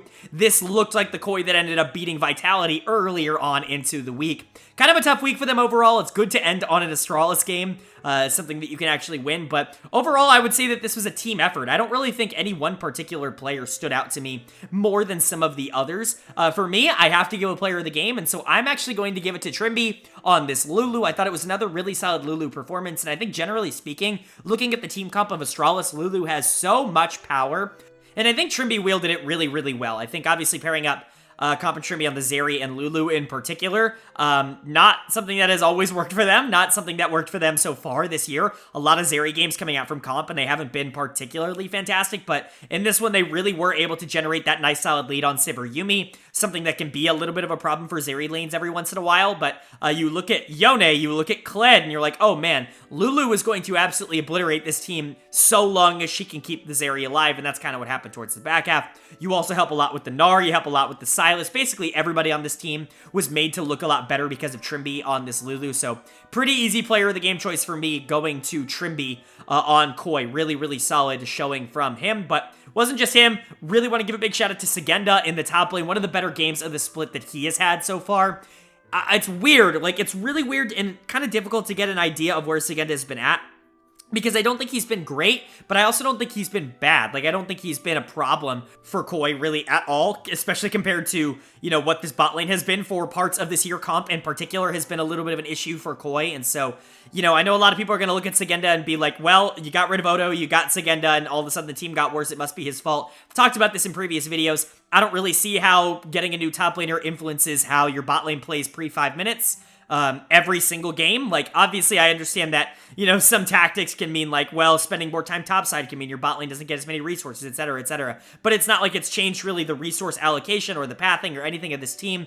Comp is just worse in the 2v2 now. Like, that is really just straight up how it is. That's not Sagenda's fault. I thought he had a really good game here on the Gnar. Another couple of really good initiations, and overall I think he just outplayed Finn on his go-to Kled pick, and that's always a good sign. Malrang had a good game. Larson had a good game. Even Comp had a good game. Someone who's really struggled for Koi. I think overall, they were just really solid in this one. Certainly not a lot of problems. Just kind of a team effort, team win for Koi that they desperately needed to secure their spot here into the top 8. And then for Astralis, certainly not great, but you're not dead in the water just yet. You're still sitting at 3 and 6, which is not the worst place to be, because Fnatic still has to win later on in the week, and that means that you are technically still alive as of right now. Even if Fnatic wins, you still get to play another tiebreaker, and if you can beat Fnatic like you did the day before, then you're in a good spot. But what happened this game? Well, you just drafted horribly. I know I'm not the draft guy. I hate sitting here and pretending like draft is the problem, but Kled, Yone, Sivir, like, I just don't understand what the goal of this comp is. Not only that, but Dior on the Yone, this is a pick that you really need to make sure that you start snowballing on,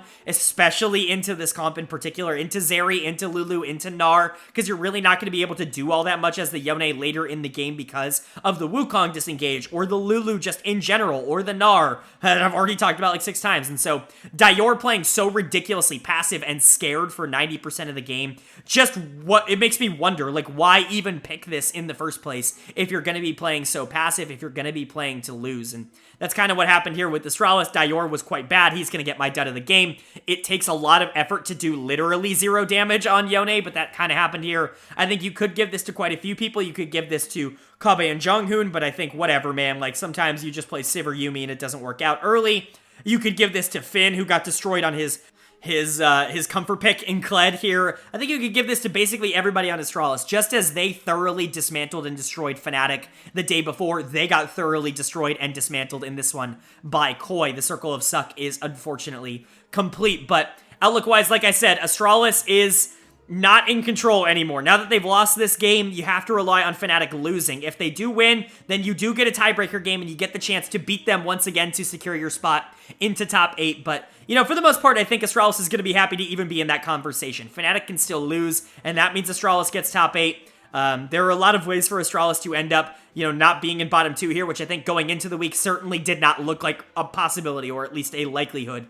And so to see Astralis come out and, you know, have a 2-in-1 week, even though they weren't able to kind of get it done here against Koi, I still think they're going to consider this week a success. And then for Koi, you secure your spot into top 8 here with the 4-5 record. Certainly not where you wanted to be at the beginning of the season, but at least you made your way into the best of 3s. Hopefully, this bot lane can continue to get closer back to being on the right page. Trimby has been playing really well as of recently. Comp just needs to get right back there. Zagenda's been solid. Larson has been consistent all year long. Malrang is the player we all know he is. Good from ahead, bad from behind. Koi can win games, even against some of the better teams. There's a reason I had them ranked number 6 in my power rankings, even after last weekend's, because I still had faith that this team was going to be fine, but you know, there still are some major question marks, and going into that next section, you're going to probably have to play a best of 3 against a good team, which definitely does raise some of the questions about where exactly they're going to sit, but, you know, at the end of the day, at least they made it. Moving on to the 3rd game here of the final day, and now we're really getting into it. This is the final game that's going to decide who ends up making the knockout stage and who ends up not. Who's making groups and who is not. We have Fnatic taking on SK Gaming. We have one of the classic LEC European rivalries to kind of close this out here, and Fnatic cannot get it done. SK Gaming pick up another huge win here. They end their season 6-3, and Fnatic at 2-7 has officially been eliminated from making top 8, and it's just insane. Like, there really is nothing else I can say about this. It is just a ludicrous season that we have here in 2023 so far, and I'm really excited to talk about it. But let's kick it off by talking about SK Gaming, who pick up another win here. They just did it incredibly solidly. I mean, this wasn't a particularly close game. SK was better basically from moment 1. You can see that in draft as well. Caitlyn Lux being answered by Xayah Leona. Not exactly what I was looking forward to on the side of Fnatic. And then Camille in the top lane is super hit or miss. Irrelevant just goes for a very safe Gnar.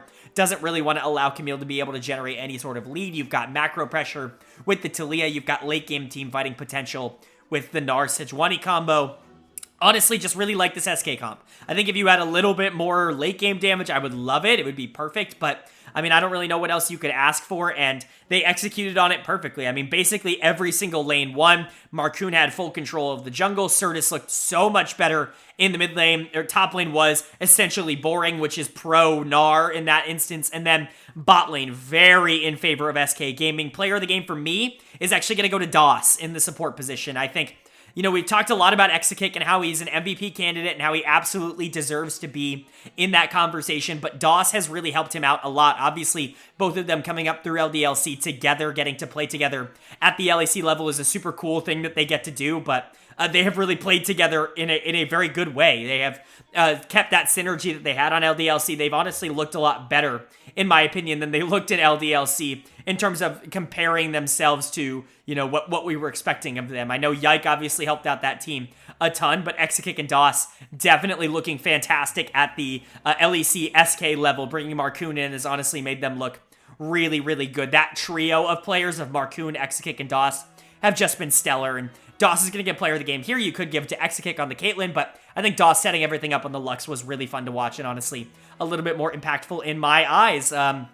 Really good game for Certus in the mid lane on this Taliyah. Like I always talk about with Taliyah, I think it's a very hit or miss pick, but for the most part, I think it's almost undervalued nowadays in 2023. We saw it be like the most valued pick in 2022, maybe outside of Sylas, but I think people have just kind of forgotten about the champ. Yes, she's gotten a few nerfs, but I do still think she does what she does incredibly effectively going into something like an Azir. The pressure that you're going to be able to create, especially when you have a comp that can really generate a lot of early lead in the bot lane, I think is immense and really successful on the side of SK. They do that well. Irrelevant, Marcoon, everybody basically looking good for SK. This team continues to be just a unit that pushes forward with incredibly good top-end talent. This SK team is legit scary, and they're definitely not a team that you can overlook moving into this next stage. Unfortunately, Fnatic is not going to be in this next stage. Not only is this the first time they finished in the bottom two, this is the first time Fnatic has failed to make playoffs, ever. And that is absolutely unbelievable because this is the easiest split to make playoffs ever. 8 teams make playoffs, not 6, 8. 8 teams make playoffs, and Fnatic, for the first time in their organization's history, failed to do that. They failed to make top 8, and they are now out at 2-7. So many things went wrong for this team, not only in this game, but across the season. It would be very difficult to summarize it here because I do think that it is quite the discussion, but the synergy, the cohesion on this team is just zero. The mental, you can see it in their eyes on this team, is just zero. My dud of the game in this final one is going to go to Humanoid. Just got outplayed by Certus in the mid lane. He just wasn't particularly good on the Azir in this one, and it just felt like he was forcing plays that absolutely did not need to be forced. It's what I was talking about with Bo and with Razork a bit earlier, where I understand this idea, and I actually talk about this quite frequently on the channel, where there are a lot of players whose KDAs might get a little bit deflated because they're trying to make plays. They're actively going out, and sometimes they look stupid for doing it, but they're trying to salvage losing situations. I understand that, and honestly, you know, with a player like a Blaze Olive in North America last year on Golden Guardians, I talked about this a lot, where it's like, I get it, you know, sometimes you feel like you just have to make plays in order to try and salvage the game, even if it ruins your KD, even if it makes you look stupid in the moment because you're going in 1v3 or something like that. You've got to take some of these 50-50 shots in order to be able to see what works. The problem is you have to take 50-50 shots. You can't take 20-80 shots. And that just feels like what Fnatic has been trying to do. You see a lot of arguments surrounding, at least Razork and Humanoid were trying to make plays. Meanwhile, Reckless and Rux were just kind of sitting back. I think both of these sides are at fault, right? Reckless and Rux were playing way too passive. In the bottom lane, Reckless in particular was not trying to make any plays, but Razork and Humanoid were trying to make bad plays, objectively bad plays, plays that do not work. And so both sides deserve to be kind of called out for not having a good split. Humanoid with the dead of the game here. You could give it to Razork, you could give it to Reckless. Both were bad. Wonder did nothing in the top lane this entire split. Honestly, everything on Fnatic ended up crashing down. I have no idea what kind of changes they are going to make going into the next split, but I would be surprised to see Razork and Humanoid continue to play together, if only because they just simply have negative synergy together as a duo. I don't know if Reckless and Rux might be out. Whatever's going on with Fnatic, their season is now over, or their split, I should say, is now over, and it is time to look forward into the future. Hopefully, they can diagnose whatever the problem was and come back next split just stronger, because if you get this for a full year, Fnatic's about to have the most disappointing year of their entire organization's history. But for SK, sitting at 6-3, you have a legitimate shot of playing for top 2, top 3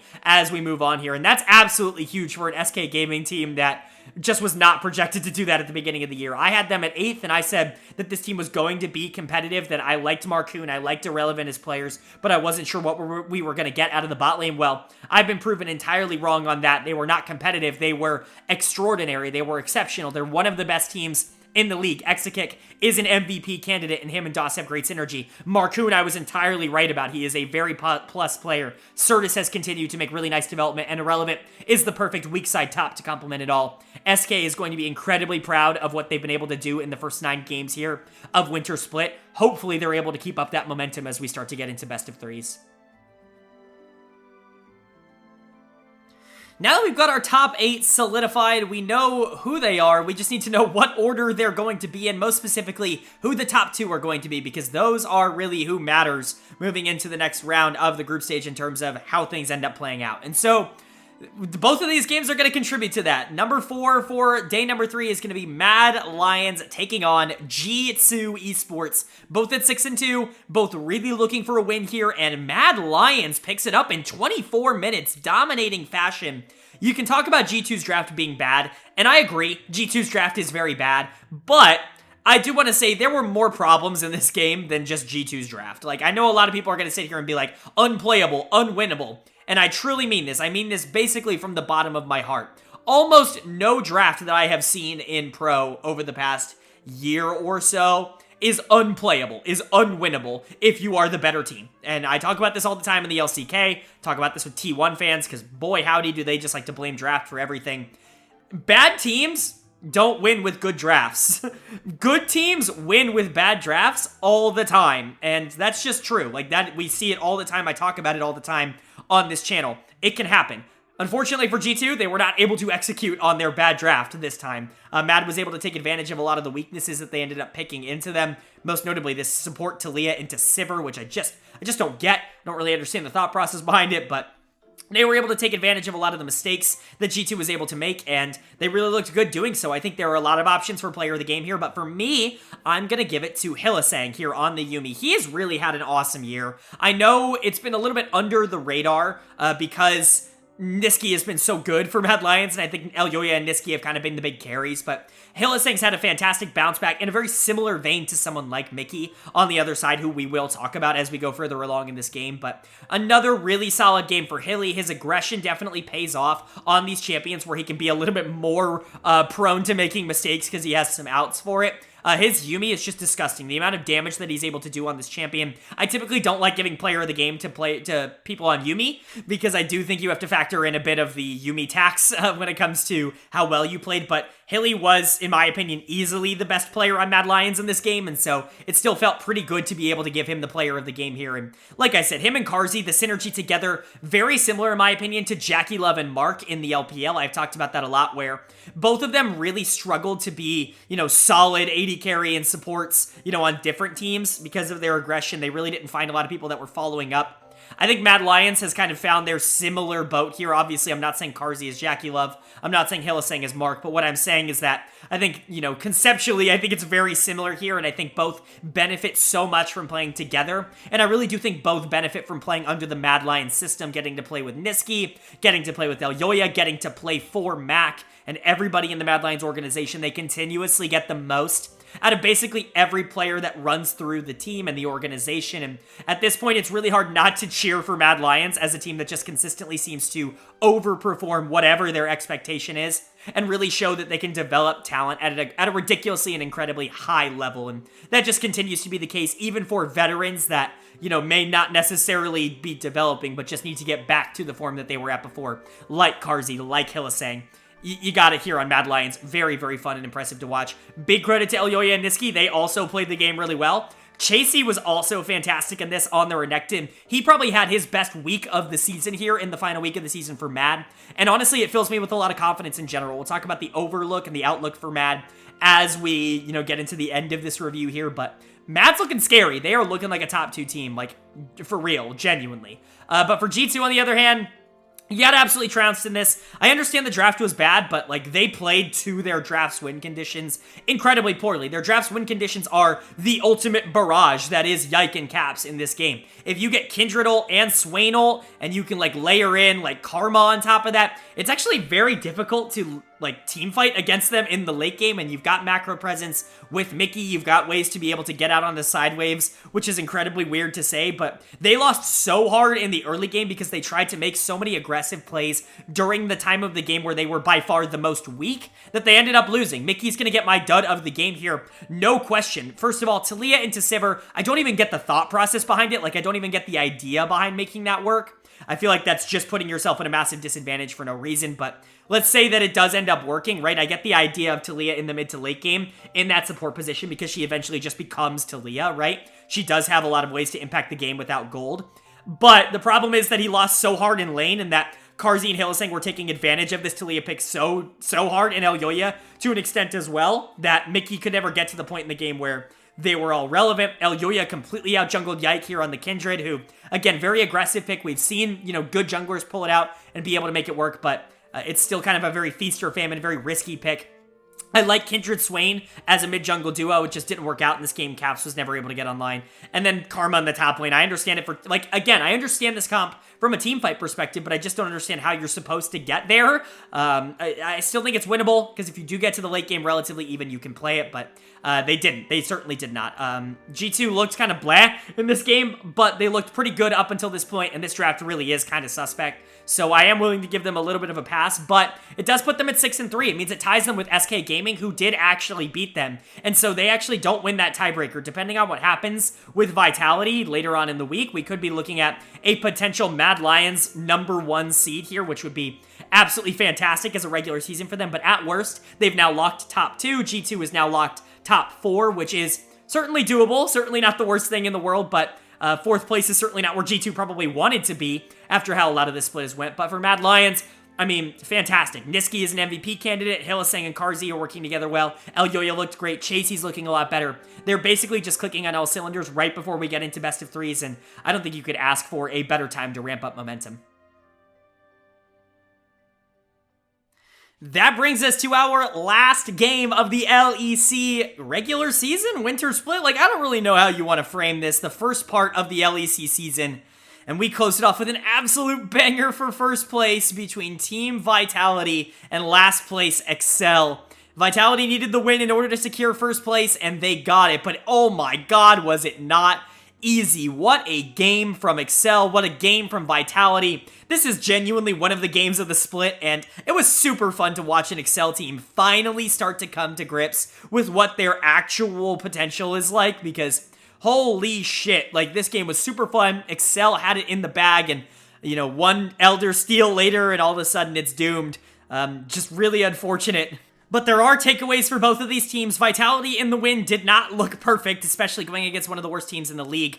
But Excel in the loss really showing that they do have some fight left into them, and hopefully that can carry over into the future splits. But let's talk about Vitality first. Player of the game, easy choice, going to Photon in the top lane. He just continues to be the best top laner in the region, and it's not particularly close. He pulls out the Gragas here, the EU special. Nothing more European than Gragas top lane, in my opinion, and so to see him pull it out here and play so well, especially towards the back half of this game, some of the casks were kind of up and down, but I would say the damage output that he was able to do and just the disruption that he was able to cause in general while also being relatively survivable, incredibly invaluable for Vitality. Another fantastic game, and he really is solidifying his spot for MVP as we go further along. As good as Vitality has been, I think Photon has pretty clearly been their most valuable player throughout the split so far, and the most valuable player for the best team, that seems like an MVP to me, and he really is playing like it. But not only are they going to have the player of the game, they are again going to have the dud of the game as Bo gets it again, and this is the exact same thing that happened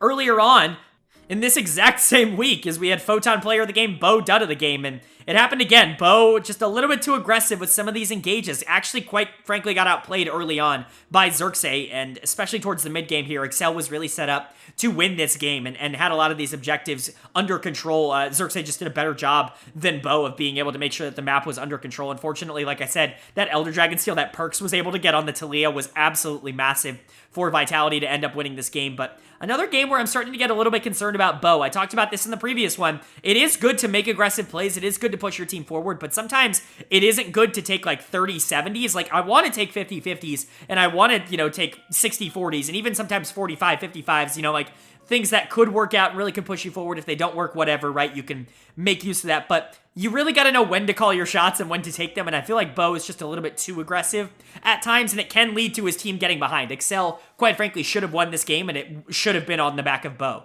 Bo messing up should have been the reason that Excel won, but fortunately, Vitality was able to pull it out. Photon played really well. Perks' walls towards the back half of the game were fantastic, and obviously, the Elder Dragon steal is absolutely ginormous. Neon finally got to play in a game that plays to his strengths. It went 54 minutes. He finally got to play late game, and this really hasn't happened a lot with Vitality all year. They either win or lose early on in games, and so Neon actually got the chance to play his style of game, which is kind of play super safe early and then just eventually get to the point where you win. And credit to him, he did it. This is what he did on Misfits a lot last year, is he would get to 35, 40 minutes into games, and then he would turn it on and be a great team fighter. He did that again here, really good positioning for him. Kaiser with the Yuumi kept him alive so long in these team fights. It was actually ludicrous how long Zeri was surviving in a lot of these fights. Credit to Kaiser, but Vitality looking pretty good. They probably shouldn't have won this game, but they did, and that's all that matters. They have secured their spot as the #1 seed and first place in the regular season here in the LEC. Then for Excel, on the other hand, unfortunate that you weren't able to pick this up because honestly, I think you played really well this game, particularly VTO on the rise. I think really stepped up. Some of the positioning from Targamas and Patrick early in the mid game were really strong. Xerxes, I thought, had good control of the map. Odoamne was fine, but probably the weakest member of the team. I just think overall Excel looked better in this game than they did at any point in the regular season, and it wasn't particularly close. It's not even the fact that they were facing Vitality, but you have to remember, this was a team that was 1-7 going into this game. All 7 games they looked outclassed, and in their one win in week #1 against BDS, I was talking about it, they didn't look like the better team. I gave the losing team player of the game. That's how bad it was, in my opinion, for Excel. This was easily their best game of the split. They absolutely should have won it, but a small mistake at the end ends up costing them, and they end up not being able to pull it out. It's unfortunate. It ends up being what it is, but at least this team showed some signs of life. I don't exactly know where you want to go, moving forward with this roster, with this organization. There's been rumors that Abadage might want to come in and be the starter in the mid lane, and that the organization might be really excited about him, so VTO might be on the move. Obviously, Xerxes was a little bit of a problem for this team as the split went on. Patrick and Targamas don't really seem to have a lot of synergy together. Odo just got worse as the split progressed. I don't exactly know what changes this team might want to make as we move into the offseason, or at least their offseason, as their season or their split is over here, and I don't really know what they're going to want to do, but whatever it is, I don't suspect that we're going to be looking at Excel in the same 5 as they were at the start of winter, which is definitely a little disappointing because on paper, this roster looks incredibly fantastic. Whatever they end up doing, hopefully they can figure out whatever their issue is. They've already made a change in terms of the coaching positions. Youngbuck, Nelson, and pretty much the entire Excel coaching staff is gone. They will have a new one for Spring Split. We don't know who that is yet, but changes are to be made with this Excel roster. I just wonder if it's going to be enough to actually get them back to where they should be, which is quite frankly, top 4, top 5, somewhere in that range. Like anything lower than that feels like a disappointment, and I think that's where Excel is sitting right now, obviously at number 10. And then for Vitality, you're going to feel very lucky to walk out of this with a win, but you did it. You're the #1 seed. You're probably the #1 team in Europe right now. I just want this team to be able to hang on. They take a ridiculous amount of risks, but they have more talent than anyone else in the LEC, and it's not particularly close. So long as they can hang on that talent, so long as they can continue to play the game that they have been playing the last few weeks, with Photon dominating in the top lane, Bo, when he has these good early games, completely obliterating people in perks, just being the best laner in the league, even Neon being like a really stable presence in the bot lane that can scale into the late game with Kaiser helping him. If Vitality can continue to be that, they absolutely should just be the best team in the LEC, and now, as we move into the best of 3s, they're going to get their chance to prove that. All right, that is going to do it for my LEC Week 3 overview and analysis. Up on the screen, you're going to see the final standings for the LEC, first part here, the regular season, the round robin stage, whatever you want to call it. You're going to see the final standings up on your screen right now. Everybody's going to be separated into colors. Obviously, they're all grouped into kind of 2-team groups here. Bottom 2 are out. Fnatic and Excel have been eliminated, but everybody else is kind of in their groups for seeding for the group stage. So 7 or 8, one will go in one group, the other will go in the other. 5, 6, etc., etc. You guys know how it goes. In the first column on the right, you're going to see my updated power rankings. In the second column, you're going to see how those have changed from last week to this week. So let's go over the biggest risers, biggest fallers. Biggest riser this week, Astralis, just jumping out of number 10. I've had them at number 10 basically the entire split, but they proved here with a 2-1 week over Fnatic. Wins over Fnatic, win over SK Gaming. They deserve to be into the top 8, and so they are. They're sitting at the bottom of the top 8, but they still are in the top 8 nonetheless, jumping from number 10 to number 8. That means Fnatic and Excel do fall down to 9 and 10. They are the 2 worst teams in the league, in my opinion. And then you've also got some risers, Mad Lions jumping above G2, going to number 2, G2 falling to number 3 with their win over them. They honestly look really, really solid, really, really good right now. I think all 3 of the top 3 teams are all incredibly competitive, but you know, Mad Lions jumping up to that number 2 with that win, and then SK jumping BDS. BDS not with the best week in the world, and SK actually looking pretty good. I think they definitely deserve to be in that number 4 spot over BDS. Koi and Heretics stick at 6 and 7 for me, and then of course Vitality stays at number 1, but we have everything locked in. It's time to talk about our player of the week and our dud of the week, though. When it comes to week number 3, my player of the week in week number 3, no surprise to anybody who has watched the video, it's going to go to Nisqy on Mad Lions. He was fantastic this week. Continued to push forward his MVP conversation right up there with players like Photon, players like Exakick. I think those really clearly are the top 3 in my opinion in terms of the MVP conversation as of right now. I'd probably favor Photon if you want to see my all-pro teams. By the way, I tweeted them out before this video goes live. You can go ahead and check that out on my Twitter, link in the description. But